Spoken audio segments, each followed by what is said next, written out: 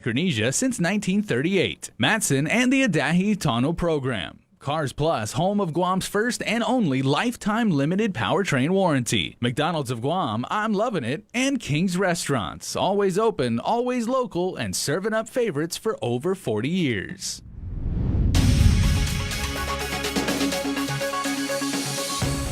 Starting now on Prime Time, according to the Guam Memorial Hospital's administrator, there's been an increase in pregnant COVID patients. Plus, a customs officer who passed away from COVID is remembered by his loved ones.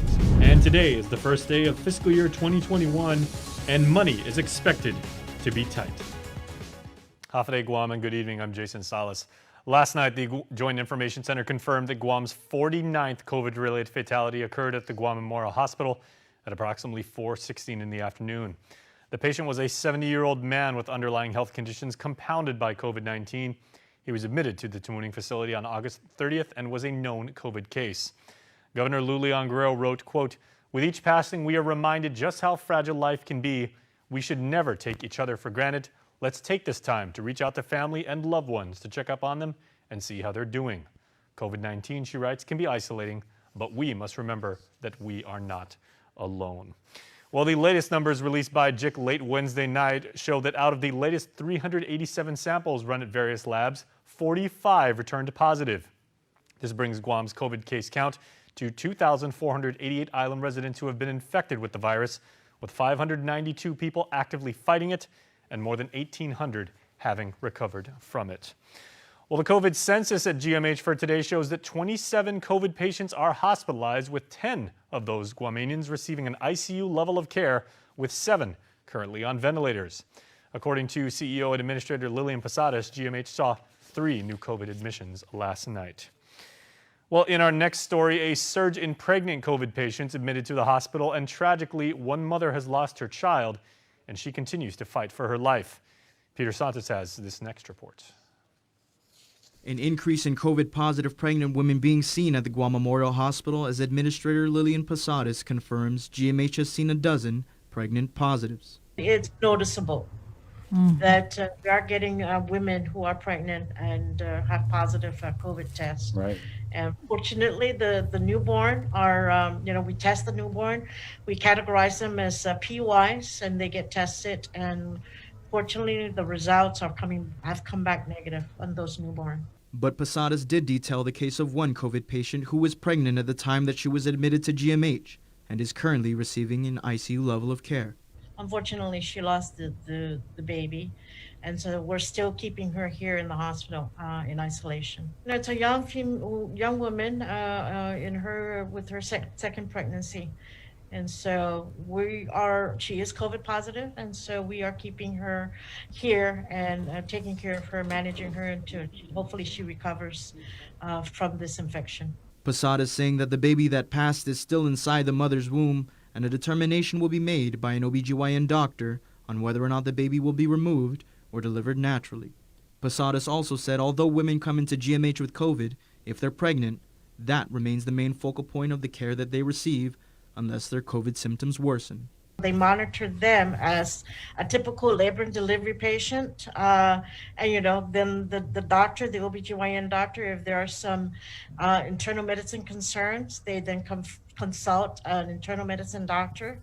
But for the most part, the focus is on just the laboring and the delivering care that they're here for. Posadas said if a COVID-positive patient gives birth to a COVID-negative newborn, the baby is released to the father or family members, while the mother is sent home for isolation.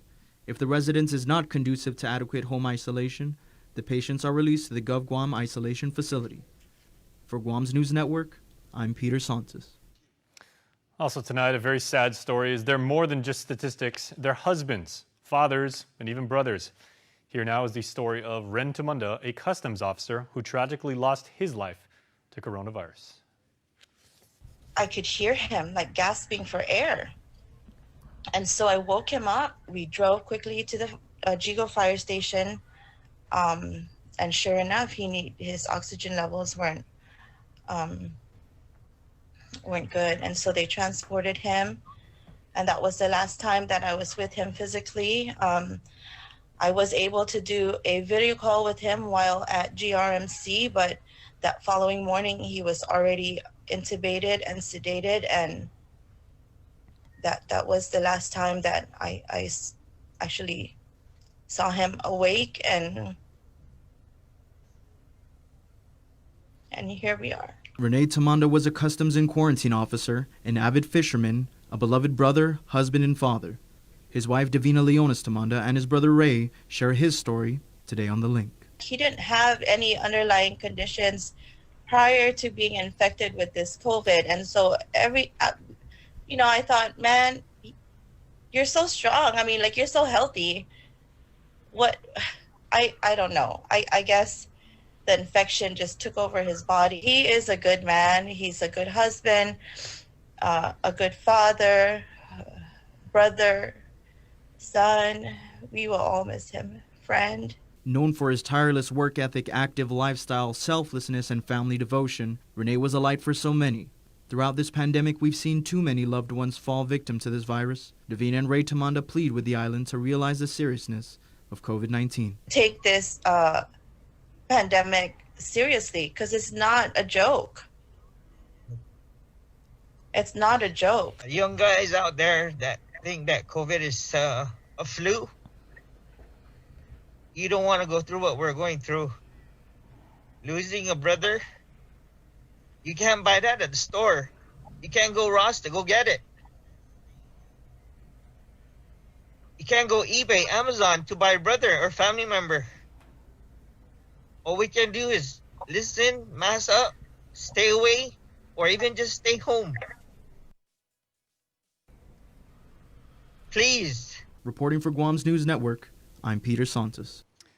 Well, and I know that I can speak for all of the fellow members of the Simon Sanchez High School class of 1992 when we extend our condolences and sympathies to the Tamanda, Mendoza, and Ordonia families at the loss of our classmate.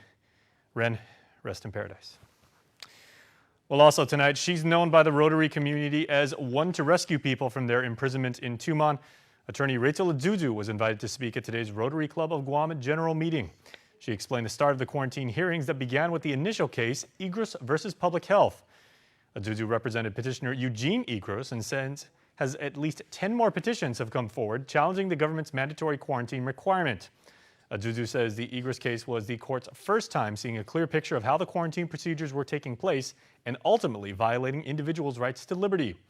Further, she tells Rotarians it's a small step, but it will definitely have a snowball effect. We, she writes, have already filed a class action lawsuit in district court on behalf of small businesses. The lawyer provided an update that an entry of appearance has been filed with the U.S. Attorney's Office. Azuzu said it's interesting because the federal complaint is against both the governor and public health director Art San Agustin in their personal capacities. Well, we do want to give you an update on the ongoing petition hearings in the Superior Court now, as Dr. Felix Cabrera remains under oath and returns on the witness stand, with attorney Jackie Terlahi and the Public Service Defender Corporation cross-examining the physician regarding contact tracing. Over the past few days, the testimony has been on data and stats in relation to the government's position that an increase of COVID-19 cases stems from travelers. Public Health has asserted that the recent uptick is tied to individuals who arrived back in August to attend a funeral. However, as plaintiffs argue, the government must ensure they are taking the least restrictive measures to eliminate the spread. Additionally, at the forefront of arguments is the due process, with plaintiff attorneys arguing that we stand 6 months into a pandemic and there is not set protocol in place, but rather procedures changing within days. Last week, the court appointed the Public Service Defender Corporation to represent travelers who request release from a government facility. And also tonight, to date, a total of 13 GPD cops have tested positive for coronavirus. Agency spokesman Sergeant Paul Tapal says the most recent positive reports were identified through contact tracing. On the 22nd of September, 2 additional officers from under a GPD specialized unit tested positive, and they're currently recovering. As for the 11 other positive cases, Tapal says they've all recovered and have returned back to service. As a result of these positive cases, last week, 87 GPD personnel underwent testing, all results turning negative. Speaking of Guam's finest, police are investigating the scene of an overturned truck that has left a man dead. At around 2 this afternoon, units from the fire department, a Navy medic, and officers from GPD responded to the incident leading to Marble Cave over in Mingilao. We were on scene earlier today where a Dietrich Plumbing service truck had overturned. GFD spokesperson Kevin Riley says the man was ejected from the vehicle and found pulseless and breathless. Life-saving measures were not performed due to the severity of his injuries. The man was transported to GMH. The other male occupant was trapped and required extrication using the Jaws of Life device and the assistance of an excavator to remove him from the vehicle's cab. He was transported to GMH by Navy medics at 3 with non-life-threatening injuries. We are going to take a quick break, everybody, but please stay tuned. We will return with more Primetime right after this. Get up-to-the-minute news, plus access to alerts, streaming radio, promotions, and more on your mobile device by downloading the KUAM News mobile app, available at the App Store now. 100% truck, 100% Jeep brand. The all-new Jeep Gladiator is the most capable off-road mid-size pickup truck crafted for adventure. Equipped with best-in-class towing capacity, legendary Jeep brand 4x4 capability, and backed by Guam's only lifetime powertrain warranty. Drive home in the brand new Jeep Gladiator today, starting as low as $283 per paycheck during Jeep Adventure Days. Call us at 477-7807 or visit our website at carsplusguam.com to get pre-approved today. While we've all been through a lot over the years, typhoons, earthquakes, and now COVID-19, we've been able to get through these together. For more than 80 years, Travelers Insurance has been protecting your homes, your businesses, And the health of your family. We are here today and we'll be here tomorrow. There are better days ahead. Tomorrow's a new day filled with hope and choices. The possibilities of what we can achieve together are limitless. Let's continue to work together to ensure a brighter tomorrow for all of us. KUAM News, winner of the 2020 Regional Edward R. Murrow Award for Excellence in Social Media. Half a day once again, and welcome back to Primetime, friends. The COVID pandemic has underscored our island's severe shortage of nurses, and a bill has been introduced to join a national nursing licensure program, allowing member nurses from other jurisdictions to use their licenses locally and augment the understaffing at our local hospitals. The measure introduced by Senator Mary Torres and Speaker Tina Barnes allows Guam to adopt the Nursing Licensure Compact, already adopted by 34 states. Under the NLC, nurses from those states can use their license in any of the other member jurisdictions. GRMC Chief Nursing Officer Jennifer Cruz, who supports the bill, offers this analogy. We all have a driver's license, hopefully not expired. Your Guam driver's license allows you to drive in any state. This same process can be applied to our nurse licensure laws, allowing a nurse that is licensed in the Nurse Compact Law state to be qualified to be licensed in Guam. GMH CEO and registered nurse Lillian Posada says the bill would also make it easier for active duty and dependent nurses stationed here to work at the civilian hospitals. Many military nurses are discouraged right now because of this, current process that we have for these nurses to get a license. But there's another issue that hurts recruitment. GovGuam nursing salaries are still below the national average, and the hospitals often lose RNs to better pay and better hours. We lost 20 RNs throughout this period, 20 registered nurses, just within this time frame of 6-7 months. And so therefore it is imperative that we really address and adjust the current salary structure for nurses, because then if we don't, for sure, more nurses are gonna leave because of this nurse NLC. Compact members have access to a shared database of nurses' work and disciplinary history, which can be reviewed as part of the recruitment process. For Guam's News Network, I'm Nestor Lecanto. Well, a cursory glance at the calendar indicates that today marks the start of fiscal year 2021 for GovGuam, and it will be the first full year under the COVID pandemic, and money is expected to be very tight. Department of Administration Director Ed Burns says they will have to be careful with the public's cash flow. As everybody expects, 2021 is going to be difficult in many respects because we're not expecting a immediate return, even if everything were opened up tomorrow. We're not expecting immediate return of tourists. So, and the economy is highly dependent on tourists. So I'm sure we're going to be careful how we measure out our cash. Without much of a tourism industry, the consensus is Guam will have to rely very heavily on continued help from Washington.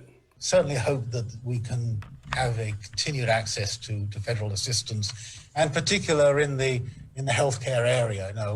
We want, obviously, Medicaid match to be maximized, and we want to make sure that the community centers are fully funded. So all this money we certainly hope comes in. In a press conference yesterday, Congressman Michael Nicholas provided the latest details on federal assistance. The coronavirus relief bill offered by House Democrats, he says, includes a $1.17 billion allocation for GovGuam operations. Budget of the government of Guam for FY 2021 came out at $950 million.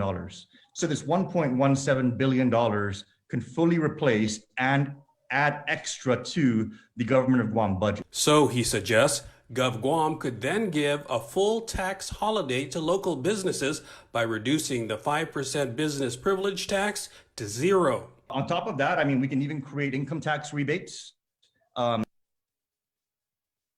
particularly if those rebates are going to be going to individuals that can demonstrate that they've had negative economic impacts. We just got to build out the criteria. This is where the government of Guam is going to have to really do a lot of legwork, but you know, it's just part of the process and sign of the times. In total, Guam could be in line for up to $3 billion in federal help, he says, but the House still has to pass the bill, and it must then also clear the Senate, then the White House. For Guam's News Network, I'm Nestor Lecanto. We want to take you to court now as the federal court has turned aside a challenge to the law banning cockfighting on island. The case was brought forward by local resident Cedri Linsangen, who wanted to overturn the ban in order to continue cockfighting without any interference. In 2018, an amendment to the Animal Welfare Act of 1966 made the practice illegal. Ultimately, after considering all the filings in the case by Animus Wellness Actions, the Center for Humane Economy and Animal Wellness Foundation, the court rejected the plaintiffs' arguments. The court agreed with the District Court of Puerto Rico's finding that a live bird fighting venture does not fall within any expressive or non-expressive protective conduct under the First Amendment and is not protected speech. The federal law provides up to 5 years in prison and up to a $250,000 fine for any violation of the law. Marine Corps Base Camp Blas has been officially activated. A small ceremony was held earlier today to commemorate the activation of its initial operations. Now, Camp Blas, you might notice, is in honor of the late Guam Congressman and Brigadier General and lifetime Marine Ben Blas. The Marine base will be home to about 5,000 such Marines from the 3rd Marine Expeditionary Force from Okinawa. This marks the first new Marine Corps base activated in almost 70 years. A more formal activation ceremony will be held in the spring. Over in Jotnya, the Central Village's fire station now has a decontamination stall and upgrades to existing restrooms and a laundry area, thanks to the 254th Red Horse Squadron, Guam Homeland Security, the National Guard's Joint Task Force 671, and the Jotnya Mayor's Office. You might recall this past June, when COVID transport units were established at the Jotnya and Istanbul fire stations. GFD says the renovations provide another level of protection against the spread of COVID-19, adding that personnel can conduct hygiene and decontamination procedures more effectively. To national news, President Trump and Joe Biden returned to the campaign trail after a raucous and contentious first presidential debate. It was marked by the president's dozens of interruptions and sharp remarks from both candidates. Now, the Commission on Presidential Debates plans changes aimed at preventing such a repeat. CBS News has more. None of that is true. Oh, really? Totally Mr. President. The day after a bitter and chaotic presidential debate, Don't ever use the word smart with me. Will you shut up, man? Listen. President Trump claimed victory as he headed back to the campaign trail. Joe Biden is too weak to lead this country. And Democratic nominee Joe Biden discussed the debate during an Amtrak tour from Ohio to Pennsylvania. The President of the United States conducting himself the way he did, I think, was just a national embarrassment. During the debate, the president interrupted Biden more than 70 times. The former vice president answered back, twice calling the president a clown. The interrupting on both sides, the name calling was very unbecoming for a presidential debate. Shakespeare said it best, a tale told by an idiot, full of sound and fury, signifying nothing. With President Trump and Biden scheduled to debate 2 more times before the election, the Commission on Presidential Debates says it plans to change the format. A source tells CBS News that controlling the two candidates' microphones, including cutting them off when necessary, is among the possible changes. Proud Boys, stand back and stand by. And Wednesday, President Trump tried to walk back his debate comments about the Proud Boys, a far-right group that has supported white supremacist ideas. I don't know who Proud Boys are, but whoever they are, they have to stand down, let law enforcement do their work. The president claimed he has always denounced any form of white supremacy. Deborah Alfarone, CBS News, the White House. In the second debate, which is planned for 2 weeks from tomorrow, the candidates will answer questions from voters in a town hall format in Miami. Back to Guam news, 28-year-old Anthony McCord Jr. was arrested for the shooting incident of a vehicle that occurred on Tuesday in Tamuning on Governor Carlos Camacho Road. According to GPD, through the course of the investigation, detectives and SWAT officers were able to locate the suspect vehicle and McCord. He was later transported to GEPD's headquarters and arrested for aggravated assault, reckless conduct, criminal mischief, unlawful firing of a firearm, drug possession, and possession and use of a deadly weapon in the commission of a felony, guilt established by complicity and criminal facilitation. Appearing for his magistrate's hearing this afternoon, McCord accused the government of setting him up and told the court he did not assault anyone and doesn't have a gun. After hearing arguments from both parties, the possession charge was ultimately dismissed without prejudice based on insufficient probable cause.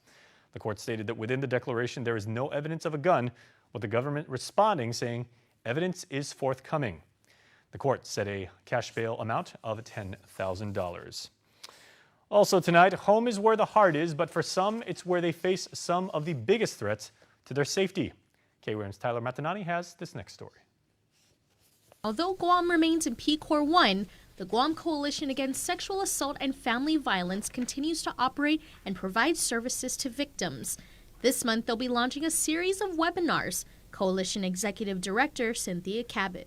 One is on safety and technology, and that focuses on safety and technology issues across virtual spaces, and that's in collaboration with the National Network to End Domestic Violence. According to GPD, in 2019 alone, there were a reported 1,016 family violence-related cases ranging from infants to elders. In light of the pandemic, where oftentimes we do not see the abuse because now we think that it is safer at home, when there's the likely event that many of those who are probably facing this issue are not able to reach out. Cabot says a good starting point for victims to seek help is by reaching out to one of their many partners, Vero. Victim advocates reaching out. So their number is 477-5552. So for us, if you are not ready to perhaps call GPD for assistance, then reach out to Vero. Victims seeking legal advocacy can reach out to their partners with Guam Legal Service Corporation Disability Law Center, as well as Guam Public Defenders Corporation. Cabot also encourages everyone to join the virtual silent witness ceremony on Friday at 11:30, which can be found on Facebook at Silent Witness Guam. Polly Mike taking the lead with St. Anthony Church in the Archdiocese of Uganda, as they are the caretakers of the 28 now silhouettes representing the victims that we will remember as part of the ceremony. Also in the ceremony will be the governor's proclamation, and governors will be presenting a legislative resolution. For more information on the Guam Coalition and the services they offer, you can go to their online community resource directory at pacificregionresources.org. For Guam's News Network, I'm Tyler Matanani.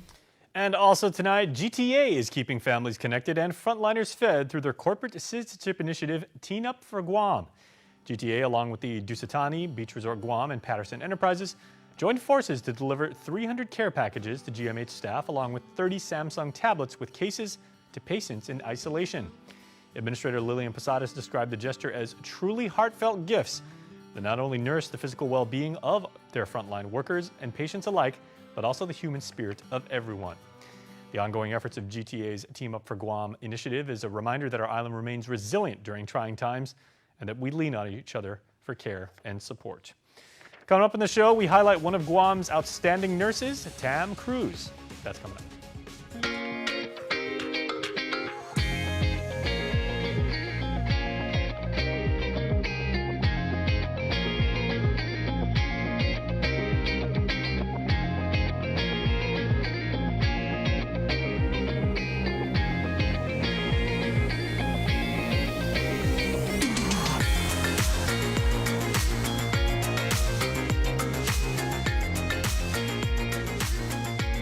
Your community calendar is brought to you by Taco Bell. Whether it's your first meal or your fourth meal, we've got you covered. Taco Bell, live Más.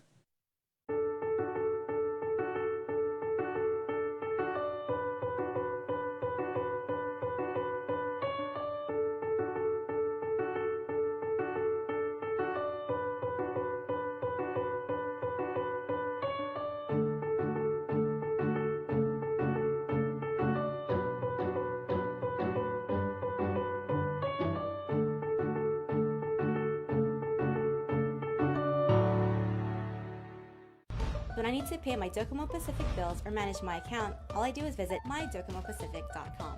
It's easy to set up. I just visit the website and click on the link to set up my account. I filled out the registration page starting with my account number. I received a text message with a temporary username and password. After making initial changes on my security settings, I'm in! Now I can make payments or manage my Docomo Pacific account without needing to leave home. With Docomo Pacific, we're better together. Of course, it is as customary on every episode of The Link on Thursdays. We had our Network of Nurses segment this morning, and our Chris Barnett sat down with Tamara Cruz, a nurse in the telemed organization over at GMH, and she shared her experience and what keeps her motivated to keep up the fight. Being on the front line, I mean, really being there and working with patients who are very susceptible to losing their lives to this virus. Tell us what it's like to walk a day in your shoes. Oh, well, you know, I was able to work in the COVID unit in the first wave and the second wave currently. So I can definitely see a big difference in how sick the patients were. I'm not saying that the first wave, the patients weren't sick, they were sick. But this time around, it's totally different. It's a different ball game. Patients are a lot sicker, and there's more patients. And that's why we've had to convert certain units to strictly COVID units, because there's just more patients and they're just so sick. And as a nurse working in the COVID unit, it's definitely not the easiest. We still have the same patient load, but on top of that, we're dealing with COVID.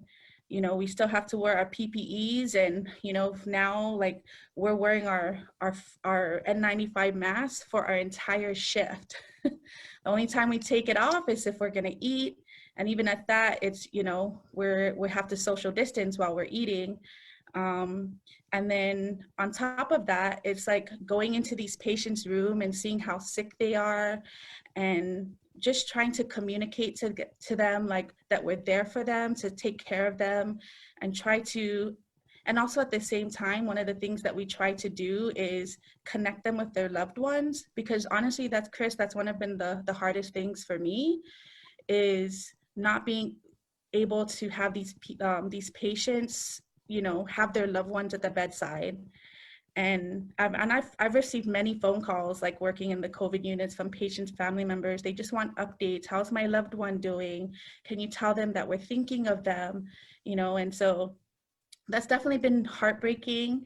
And, you know, we try our best. Like we said, you know, so seeing all these increased numbers, I remember there was in the first 2 weeks of the second wave, it was very overwhelming, because it was like nonstop admissions and patients were being put on ventilators, and our COVID ICU at the time could only handle 4. So where did those COVID ICU patients go? They end up staying in the telemetry unit. And, you know, it's just, it was very difficult. Yeah. What's it like to lose patients to this virus? Oh, it's hard. It's, you know, it's not your, you know, typically when we know that a loved one is dying, we call the family ahead of time and say, hey, you know, your loved one's not doing so good. You might want to come here. You might want to be here, talk to them, hold their hand. But unfortunately, we can't do that now, you know, so in a sense, we kind of have to do that for them, you know. And I've had patients who just look you in the eyes and they're terrified. They know they're going to die, or they know that they're sick and they may not recover from this. So losing any but losing a Stay tuned. Birthday shoutouts are coming up next. 100% truck, 100% Jeep brand. The all-new Jeep Gladiator is the most capable off-road mid-size pickup truck crafted for adventure. Equipped with best-in-class towing capacity, legendary Jeep brand 4x4 capability, and backed by Guam's only lifetime powertrain warranty. Drive home in a brand new Jeep Gladiator today, starting as low as $283 per paycheck during Jeep Adventure Days. Call us at 477-7807 or visit our website at carsplusguam.com to get pre-approved today. Get ready, everybody. It's time for birthday shoutouts, courtesy of Cold Stone Creamery. The 10th month of the year has now begun, so that means happy birthday wishes are going out to our October 1st birthday celebrants, led off by Tyler Mark Apatang. Happiest birthday, Tyler. Hope you have a great day, and we love you, Bula. Says Nino Len, Nina Nay, LJ, Lene, and the whole familia.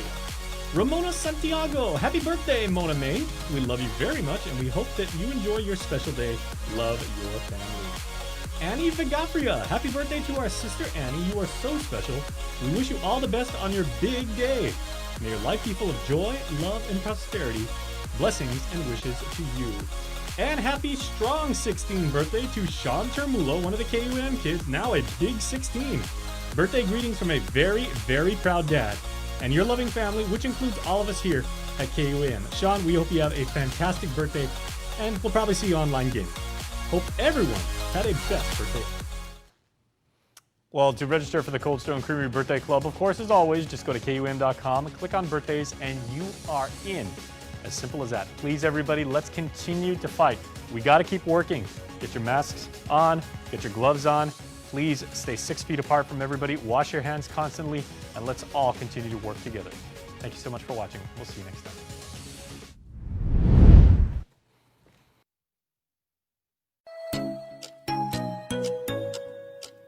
Local Music Mashup is brought to you by Burger King.